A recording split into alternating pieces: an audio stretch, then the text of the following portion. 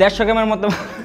আপনি যদি সপ্তাহে 5 দিন ওয়ার্কআউট করেন তাহলে এতটুকু পরিমাণ মাসেলস আপনি একদিনে গেইন করতে পারবেন। তবে আপনি যদি 1 মাস ঠিকমতো ট্রেন করেন তাহলে 150 গ্রামের মতো মাসেলস আপনি গেইন করতে পারবেন। বাট আপনি যদি এটা 3 মাস কন্টিনিউ করতে পারেন তাহলে আপনি 450 গ্রামের মতো মাসেল গেইন করতে পারবেন। তবে আপনি এই মাসেলগুলোকে ন্যাচারালি যদি ডাবল করতে চান তাহলে আপনার প্রয়োজন ট্রাইবের ক্রিয়েটিন। এই ক্রিয়েটিন নেওয়ার পর আপনি ডেইলি 4.5 গ্রামের জায়গায় 6.5 গ্রাম মাসেল গেইন করতে পারবেন। যেখানে আপনি ক্রিয়েটিন ছাড়া 1 মাসে 150 গ্রাম মাসেল গেইন করতেন সেটা হয়ে দাঁড়াবে 195 গ্রাম।